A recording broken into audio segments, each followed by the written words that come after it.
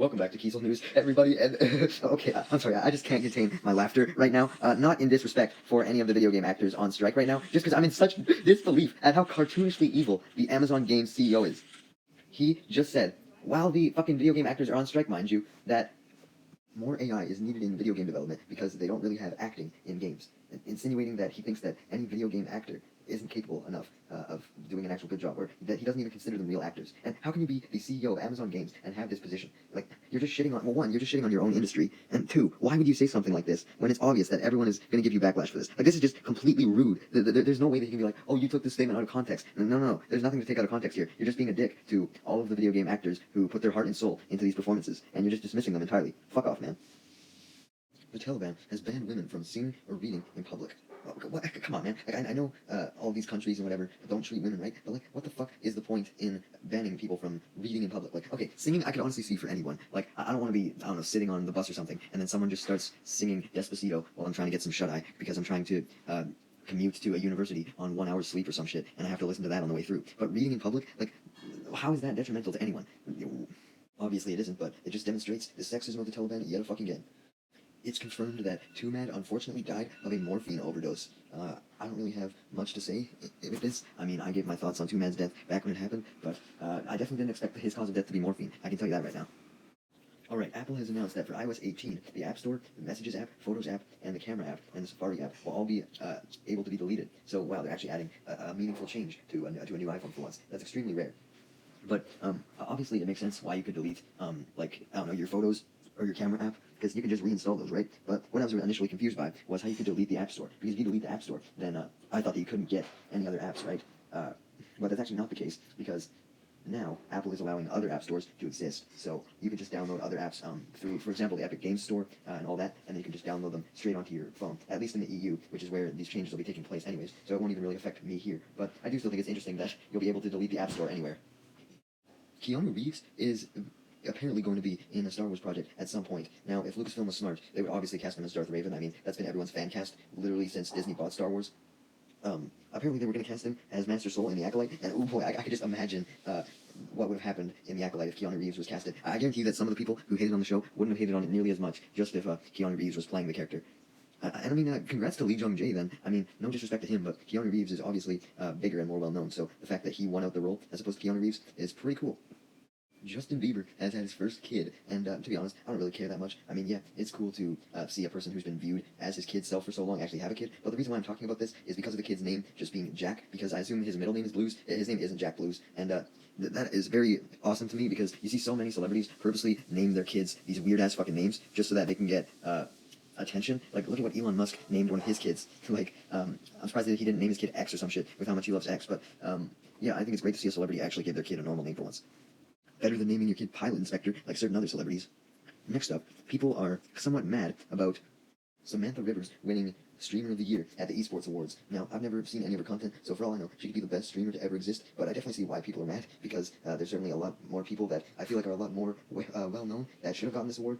Not that I really care for Kaizenat, but he is a huge streamer, though I can see why they wouldn't want to give it to him, because he's already popular enough, you know? I can see the logic here being giving it to someone who deserves it, but someone who doesn't get enough recognition, so I definitely don't think it's anything worth to get mad over. I mean, it's the Esports Awards. Are you really going to take them super seriously?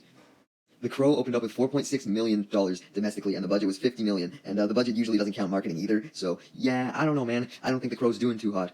Maybe I should go see it. I mean, Discussing Film has been marketing the shit out of this movie. They've posted like a new trailer almost every fucking day, and yeah, kind of unfortunate to see it flop like this, but yeah, who knows, maybe I'll go see it.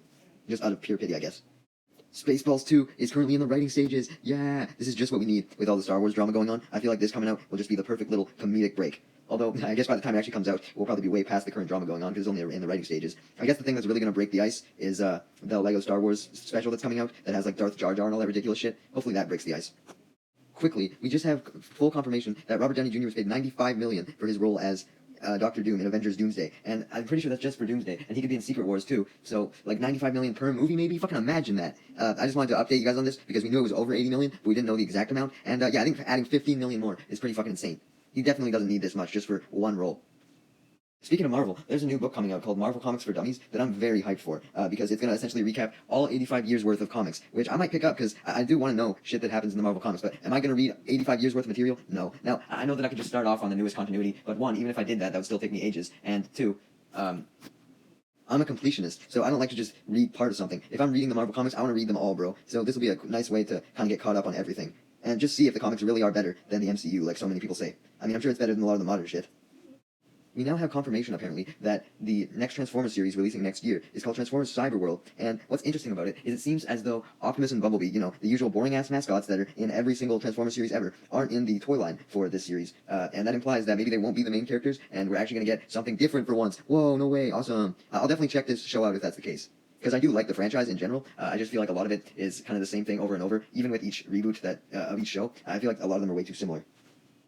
Next up, so Twitch has since increased their prices for giving streamers subs, but only on mobile devices for some goddamn reason. I just think that's absolutely abysmal. Like, could you imagine if you wanted to give a super chat to a YouTuber, but if you were on mobile, then you were forced to give like a $10 super chat? Or I guess a more apt comparison would be if the memberships on YouTube cost more for mobile users. Like, this just makes absolutely no sense to me, and it's just discriminatory against mobile users. So I'm glad that there's now a way that has been found to bypass this, where you just simply add a direct sublink to the page on your profile, and then if you click that, then you pay desktop prices. So yeah, I'm definitely glad that there is an alternative way still.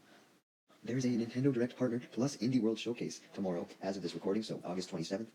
It'll be happening, and it's going to be 40 minutes in total. I think the most interesting thing about this is the fact that Nintendo is combining the Partner Showcase and Indie World Showcase. I think it definitely shows respect to the indies, that they're throwing in the indies with their third parties, which are a lot bigger.